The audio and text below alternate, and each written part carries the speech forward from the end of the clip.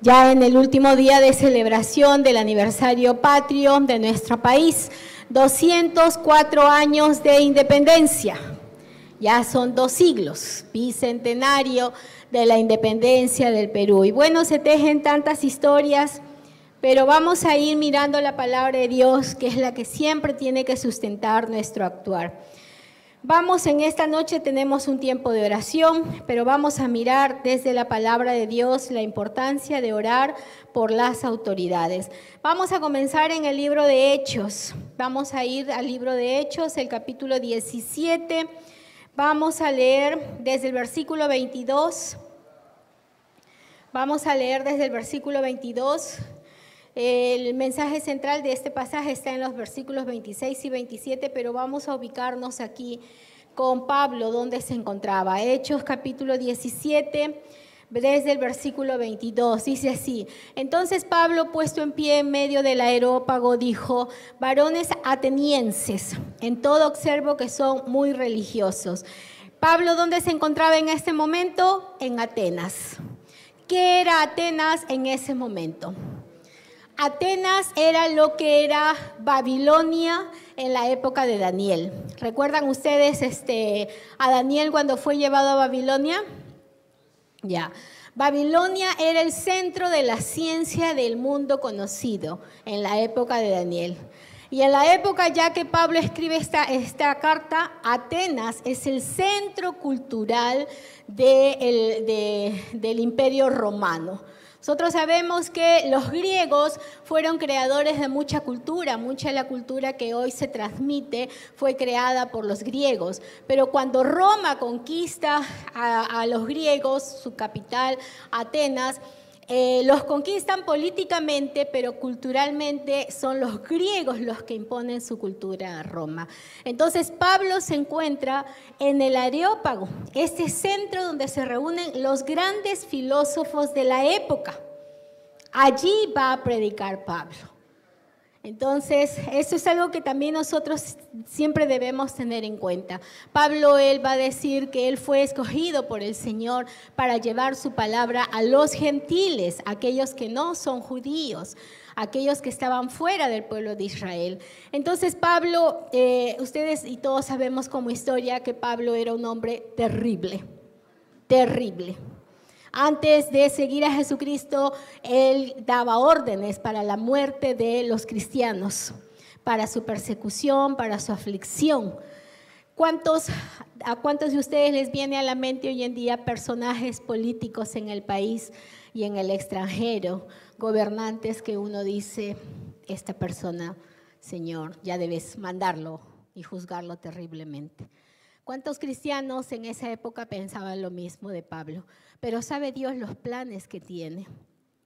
Ahora Pablo está aquí predicando y dijo: varones atenienses, en todo observo que son muy religiosos, porque pasando y mirando vuestros santuarios hallé también un altar en el cual estaba esta inscripción: al Dios no conocido. Al que vosotros adoráis, pues sin conocerle, es a quien yo anuncio. El Dios que hizo el mundo y todas las cosas que en él hay, siendo Señor del cielo y de la tierra, no habita en templos hechos por manos humanas, ni es honrado por manos de hombres como si necesitase de algo, pues él es quien da a todos vida y aliento todas las cosas. Y en el versículo 26 dice algo muy importante: y de una sangre ha hecho todo el linaje de los hombres para que habiten sobre la faz de la tierra, y les ha prefijado el orden de los tiempos y los límites de su habitación, para que busquen a Dios y en alguna manera palpando puedan hallarle, aunque ciertamente no está lejos de cada uno de nosotros. El versículo 26 comienza diciendo: y de una sola sangre, y de una sangre hecho todo el linaje de los hombres. ¿De quién está hablando aquí Pablo? De una sangre hizo todo el linaje. ¿De quién está hablando? Adán, así es. Hoy en día hay tantos informes sobre el análisis genético del ser humano y se ha encontrado pues que parte de la composición es barro, tierra. Somos hechos del polvo de la tierra. Bendito sea el Señor. Cuando Pablo dice esta verdad, nos va a introducir a algo muy importante. El ser humano fue creado por Dios, eso nosotros lo sabemos, pero con el tiempo el ser humano se fue alejando de Dios.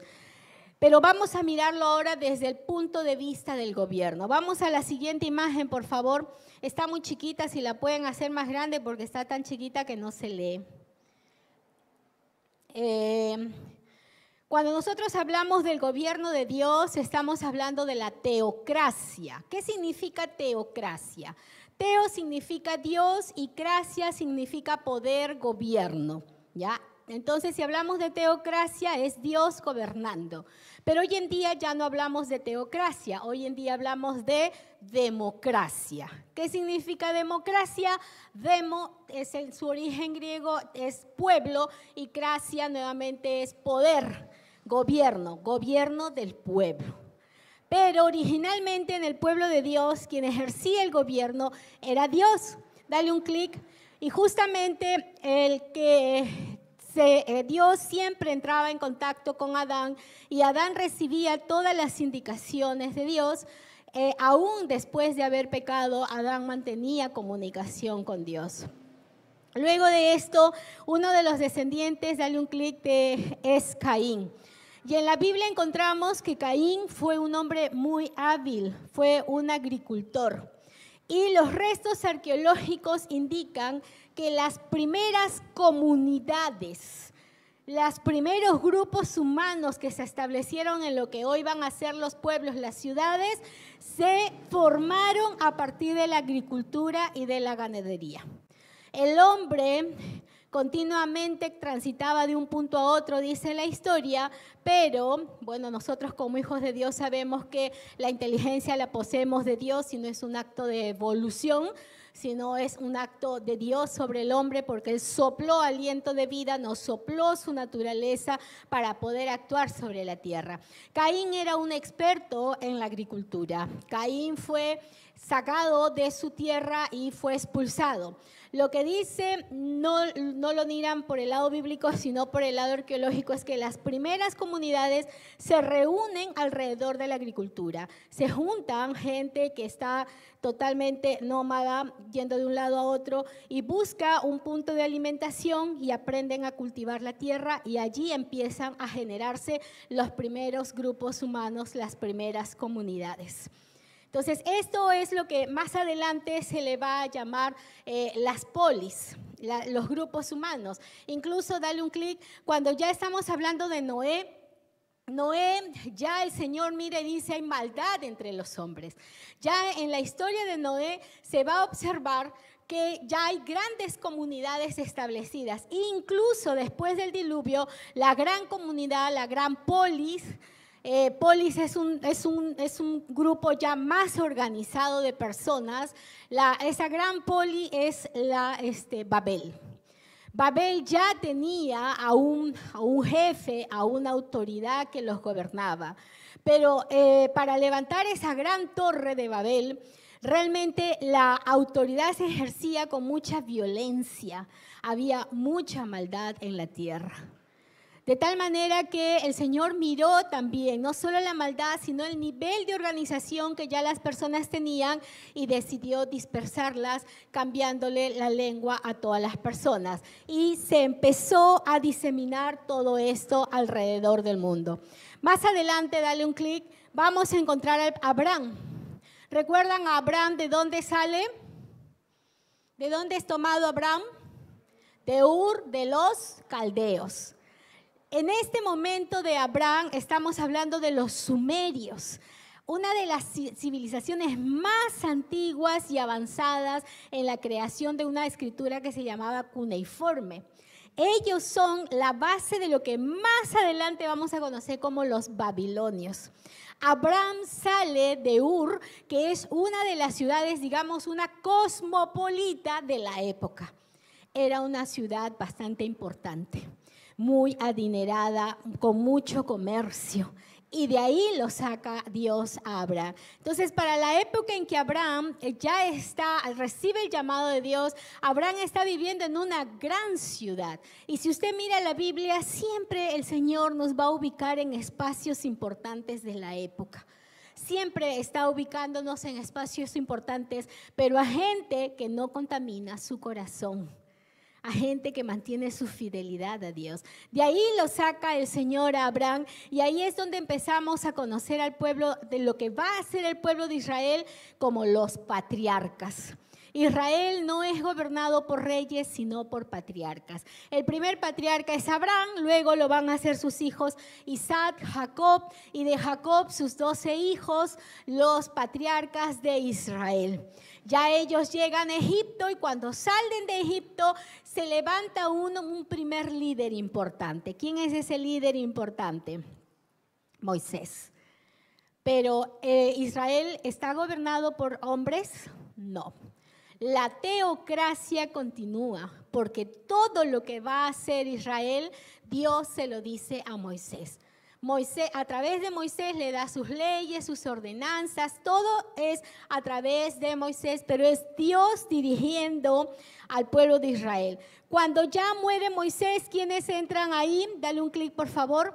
Ya entran los jueces a gobernar. ¿Recuerda qué jueces hay en la Biblia? ¿Qué juez le viene a la mente? Sansón. ¿Qué más? Débora, ¿no? Gedeón, Jefte. Hay una serie de jueces, y estos jueces se levantan cada generación, y una generación más o menos son unos 40 años.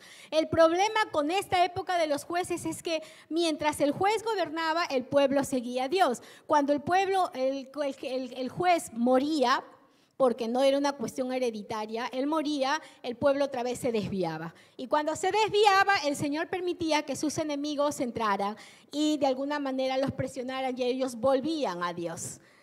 Luego del gobierno de los jueces vamos a tener el gobierno de un profeta, el profeta Samuel.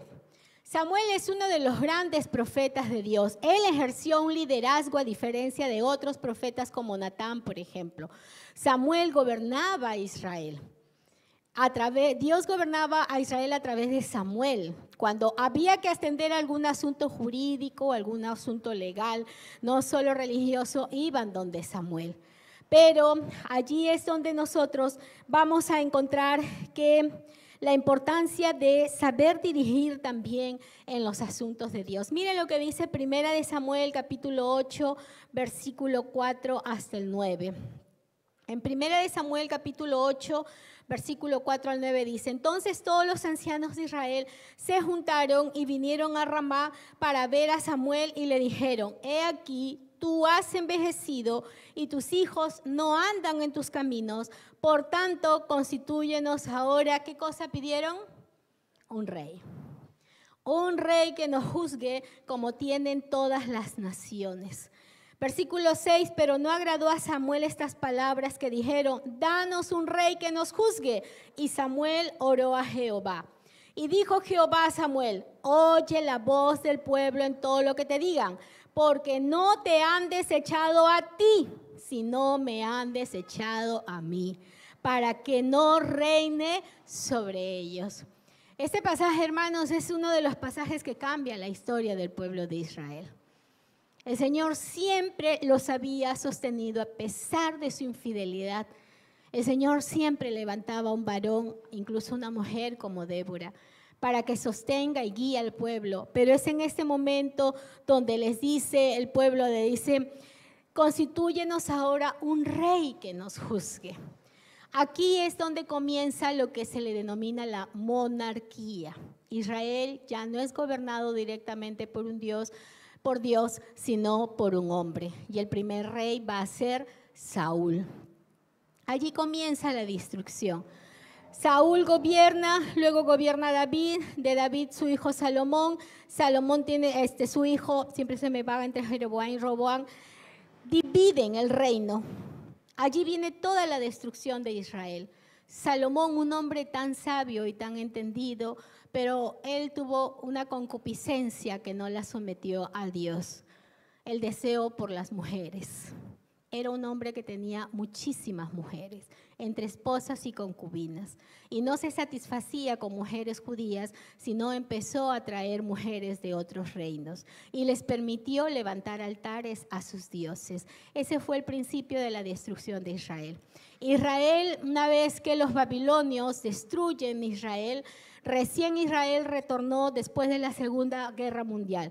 1942, 1946, recién regresa Israel a su tierra. Y ese pedacito, esa franjita que ahora usted escucha en las noticias y que tan mal se habla de Israel y mucho de lo que se dice es mentira. ¿Por qué? Porque ellos en un momento dijeron: danos un rey que nos juzgue. Y el Señor les dice: no te han desechado a ti, sino a mí me han desechado para que no reines sobre ellos. Y el versículo 8 dice: conforme a todas las obras que han hecho desde el día que los saqué de Egipto hasta hoy, dejándome a mí y sirviendo a dioses ajenos, así hacen también contigo. Ahora pues, oye su voz, mas protesta solemnemente contra ellos y muéstrales cómo les tratará el rey que reinará sobre ellos. Y más adelante empieza a decir el Señor todo lo que los reyes van a hacer con el pueblo. Y Samuel le dice al pueblo: miren, ahora los reyes van a tomar a sus hijos para el ejército, ustedes van a tener que pagar tributo. Ay, la gente dice: sí, es que queremos ser como todos los demás pueblos. Allí es donde nosotros siempre tenemos que sopesar, hermanos amados, cuando tomamos esas decisiones. Hoy en día Dios no gobierna directamente los pueblos. Hoy en día no hay una teocracia. Puede haber una teocracia en nuestra vida y en nuestras decisiones, pero a nivel de gobierno hablamos de democracia. Es el ciudadano eligiendo a sus gobernantes, pero muchas veces nuestras decisiones no se basan siempre en el temor del Señor. Pero a pesar de ello, Dios sabe lo que permite, Dios sabe lo que hace y Él nos da una importante indicación. Romanos 13, versículo 1 al 12. Respecto a las autoridades que ahora nosotros elegimos, dice así Romanos 13, 1, 2. Sométase toda persona a las autoridades superiores, porque no hay autoridad sino de parte de Dios, y las que hay por Dios han sido establecidas. Estos versículos son muy controversiales. En este momento en que Pablo le escribe a Roma, ¿quién estaba gobernando Roma? Nerón. ¿Y quién era Nerón? Uno de los más sanguinarios emperadores que hubo. La historia cuenta atrocidades sobre este hombre.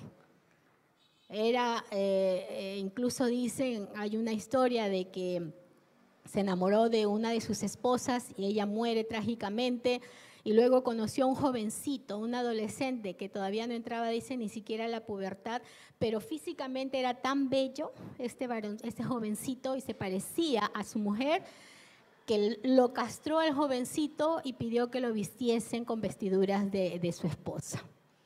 Y a todo lado lo llevaba como su pareja. El hombre era un hombre totalmente enfermo.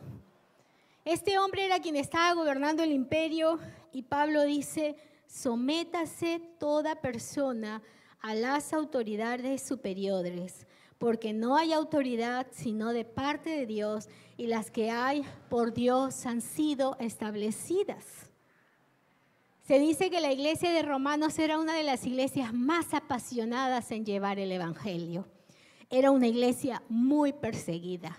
Es la iglesia que vivió todo la locura de Nerón. Nerón incendia Roma para una reconstrucción de una zona y culpa a los cristianos. ¿Y qué hace? Los empieza a meter a las cárceles, los lleva a sus circos romanos, donde eran comidos por leones, donde eran crucificados, donde eran quemados. Pero eso no apagó el fuego de la iglesia más y más y más se expandía. Y estamos hablando de Roma, y Roma no es Israel, no era Judá donde estaba el pueblo, estaba a kilómetros muy distante, pero ya la palabra está allí. Y ahí es donde Pablo le escribe a los hermanos de Roma, le dice, sométanse a la autoridad, obedezcan, dice. De modo que quien se opone a la autoridad, a lo establecido por Dios resiste, y los que resisten acarrean condenación para sí mismos. Cuando el hombre elige sus autoridades, tiene que entender que hay una responsabilidad en la elección de sus autoridades. En este momento el pueblo de Dios no había elegido a sus autoridades. El pueblo judío había sido gobernado por un gobierno usurpador, pero la iglesia de Roma sí. La iglesia de Roma era los gentiles romanos. Y ellos vivían un sistema que hoy en día se reconoce como la base de la democracia. Entonces, cuando nosotros estamos ahora llevando la palabra a la actualidad, cuando nos dice el Señor, sométete a la autoridad, eso también implica, si vivimos en una democracia, en un gobierno del pueblo, ¿cómo eliges a tus autoridades? ¿Cuán responsable eres en la elección de las autoridades? Hay personas que piensan que elegir una autoridad es como cambiarse la ropa. Se ponen una pieza, si no me gusta me la quito y me pongo otra. En este gobierno, ¿cuántas veces se ha querido sacar a la presidenta para convocar a nuevas elecciones? En el gobierno pasado, ¿cuántos presidentes tuvimos?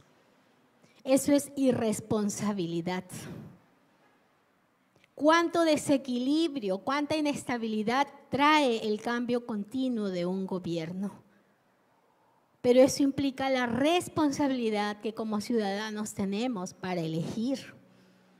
¿Elegimos en el temor de Dios o elegimos a voluntad a lo que nuestros ojos o lo que alguien dice? Como le pasó al pueblo de Israel cuando le dice a Samuel, queremos que nos gobierne un rey, que nos juzgue un rey como todas las otras naciones tienen.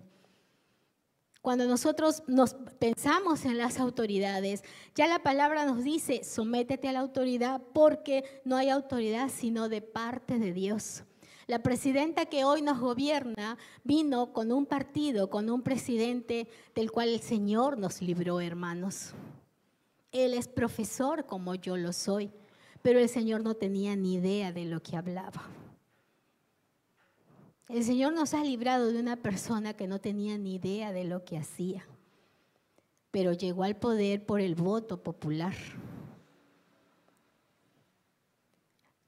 ¿Por qué les digo esto? En abril del próximo año vamos a ir nuevamente a las urnas a elegir.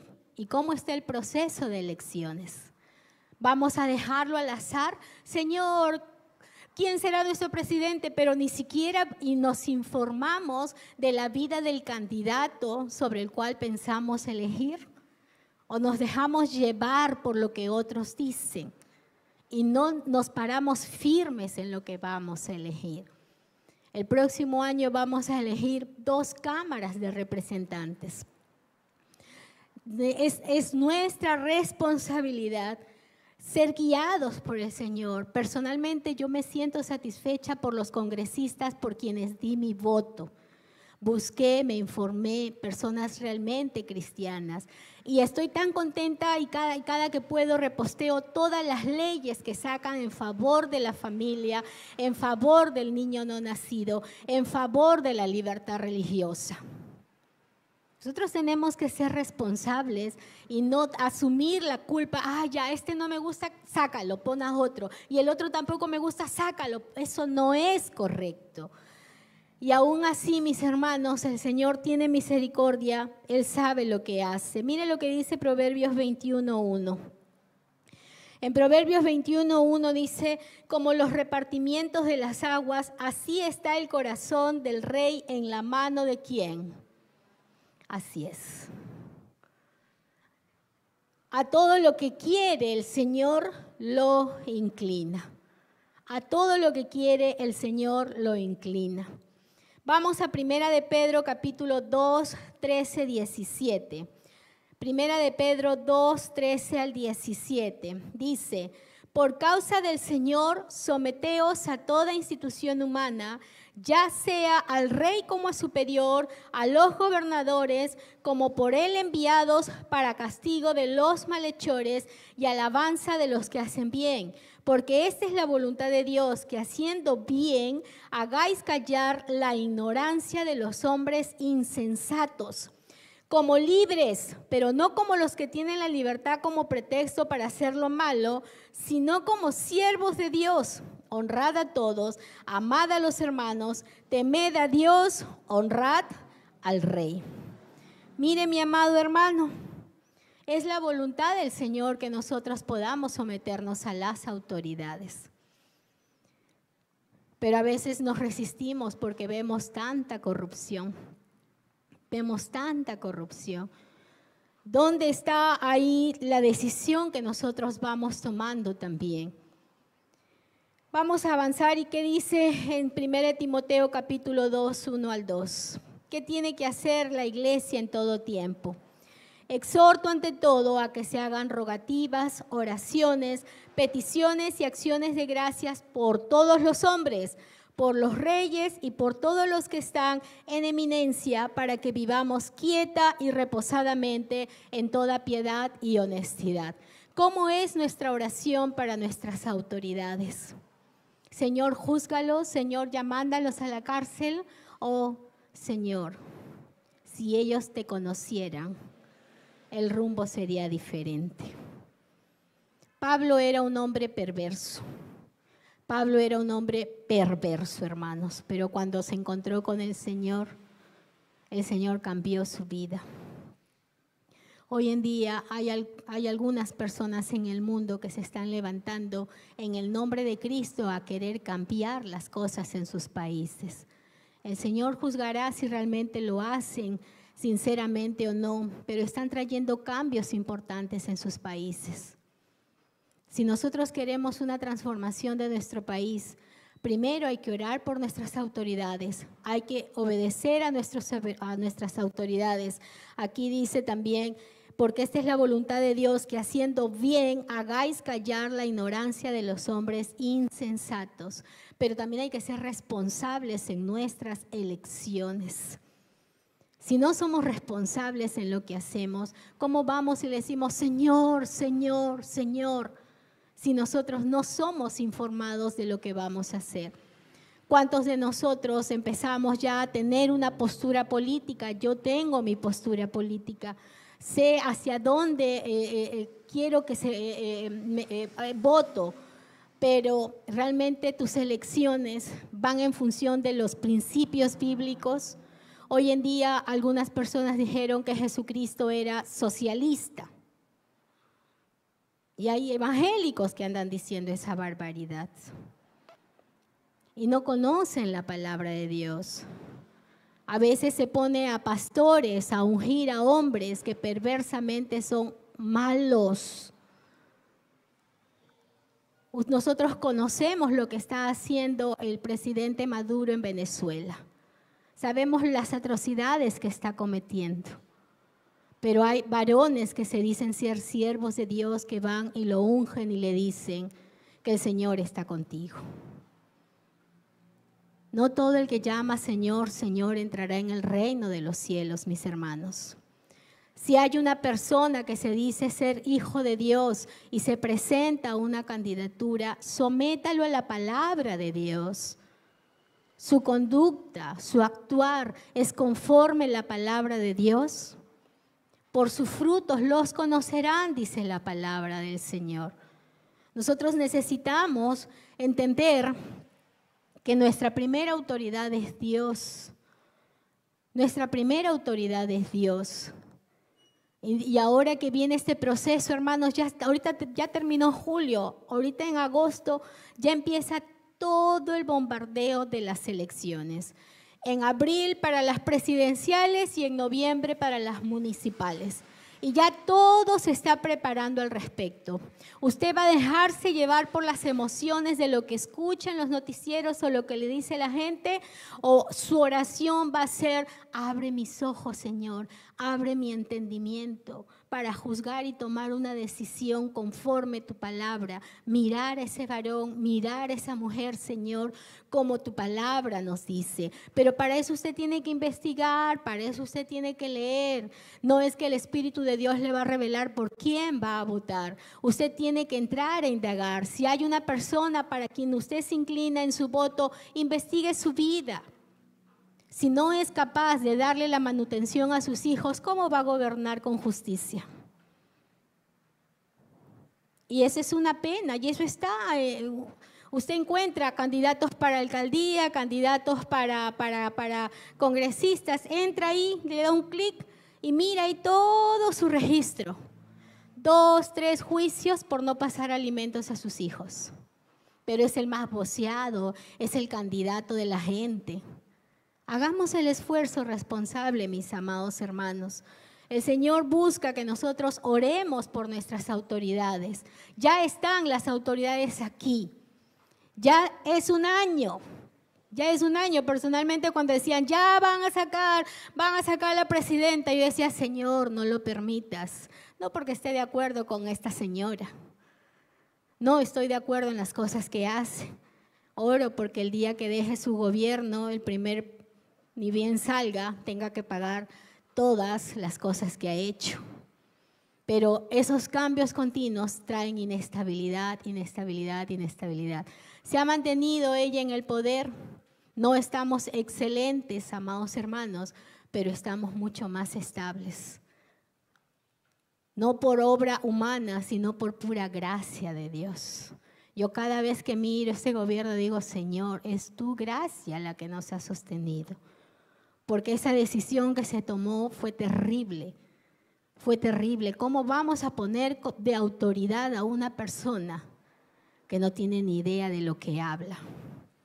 Y solo por dejarse llevar por una falsa emoción de un enojo, eso es irresponsable, amados hermanos. Es irresponsabilidad. Que el Señor nos alumbre en nuestro entendimiento, pero que nosotros también, amados hermanos, podamos tomar buenas decisiones. Y finalmente, mis amados hermanos, el Señor alumbra nuestro entendimiento porque días terribles se acercan. Hay naciones donde ya no se está acortando la libertad religiosa. Hay naciones donde la libertad religiosa ya se está desapareciendo. Se están llevando a profesores a la cárcel, a vendedores que no aceptan determinada religión. ¿Por qué? Porque se está imponiendo ideas.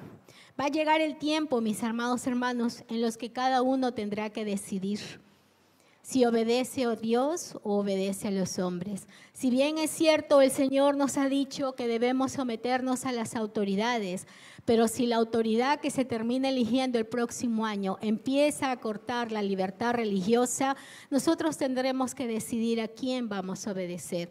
Mire lo que dice Hechos capítulo 5, versículo 29. En Hechos 5, versículo 29 dice, respondiendo Pedro y los apóstoles dijeron, es necesario obedecer a Dios antes que a los hombres. Mire lo que dice Hechos 4, 18 al 20. Y llamándolos, les intimaron que en ninguna manera hablasen ni enseñasen en el nombre de Jesús. Esto ya está pasando. Canadá es uno de esos países. Hay un pastor que ha tenido que huir con su familia porque no había forma de callarlo. En Canadá, no le estoy hablando de China comunista o de Rusia, en Canadá. Tuvieron que huir secretamente porque no había forma de que el pastor lo callasen y lo amenazaron con quitarle a su última hija menor de edad porque decían que estaban influyendo negativamente en ella y estaban afectando su libre desarrollo. Se la iban a quitar el Estado y huyó. Huyó en la madrugada con toda su familia hacia Estados Unidos. Y eso está pasando, mis amados hermanos. Va a Europa. Si usted va allí, tiene más libertad de proclamar el islamismo que la fe cristiana. Si usted se para a orar ante ante una clínica de abortos, el solo hecho de pararse en Inglaterra, de pararse frente a una clínica de abortos, inclinar la cabeza en actitud de oración, solo ese hecho hace que te lleven a la cárcel. Están prohibidas esas manifestaciones. Y no son gobiernos que abiertamente se proclamen socialistas o comunistas. Son las nuevas ideologías de este mundo. Las cosas van a tener que suceder porque es el camino de la preparación del anticristo. Y la palabra dice, ¿no?, que les intimaron que en ninguna manera hablasen ni enseñasen en el nombre de Jesús. Mas Pedro y Juan respondieron diciéndoles, juzgad si es justo delante de Dios obedecer a vosotros antes que a Dios, porque no podemos dejar de decir lo que hemos visto y oído. Pero solo el Señor, que conoce nuestros corazones, sabe que cuando llegue este día, ¿cuántos seremos como Pedro y Juan que diremos que obedeceremos a Dios antes que a los hombres? ¿Y cuántos nos someteremos? En Venezuela, en Canadá, los pastores entregan sus prédicas. Y si quieres recibir ayuda del gobierno, tienes que aceptar lo que ellos te impongan. ¿Cuántas conciencias se deben haber vendido? ¿Cuánto mensaje se debe haber ocultado? Así son los tiempos, mis hermanos. Son cosas que tienen que suceder. Pero confiades, dice el Señor, yo he vencido. Por eso es la oración. La palabra nos llena la mente en la reflexión, pero la oración es ese fuego que va por todo tu cuerpo y te fortalece. La palabra de Dios es como cuando tú preparas todos los ingredientes para la cocina y la oración con el Espíritu Santo mueve todo eso para que esa palabra se haga vida en ti, se haga una realidad. Son los tiempos que nos acontecen, hermanos, y debemos nosotros estar atentos a los tiempos. Los tiempos se vienen de esta manera. Gracias a Dios, aquí en el Perú hemos tenido una fuerza muy importante de congresistas que han luchado por eliminar la imposición de la ideología de género. Aunque hay una fuerte resistencia todavía para eso, pero han salido leyes importantes para ir eliminando la presión de esta imposición ideológica, no para maltratar a las personas que tienen una orientación equivocada, sino para que no se imponga a los demás su pensar. Una cuestión muy clave fue lo de los baños, ¿no? Y eso es lo más visible a otras cosas que se imponen. Pero no ha terminado. Estos grupos que presionan están ya tomando varios candidatos, están metiéndose en varios grupos políticos para asegurarse, ya sea de izquierda o ya sea derecha, porque no puede decir la izquierda lo hace o la derecha lo hace, no, ya sea de izquierda o derecha está infectada por estos grupos políticos, estos grupos ideológicos. La idea es ponerse en el poder y establecer primero un cambio de constitución para que en el cambio de constitución introduzcan todas estas ideologías, imponer ese pensamiento. Si el Señor en este país tiene gracia y misericordia es porque tiene un pueblo que todavía clama, tiene un pueblo entendido de las cosas, que no entre la arrogancia en nuestro corazón, que no entre la vanidad en nuestro corazón, sino la humildad de siempre elegir, Señor. Ayúdanos, Señor, ten misericordia. Señor, abre los ojos de este pueblo. Señor, que este pueblo vote sabiamente. Que el Señor nos ilumine, amados hermanos, y es el deseo de nuestro corazón en esta noche poder orar. Orar por nuestro país, orar por lo que se viene, orar porque realmente este último año de la presidenta pues tenga menos sobresaltos y más estabilidad, no por su capacidad, que ya sabemos que si no fuese por el Señor, ¿dónde estuviésemos nosotros?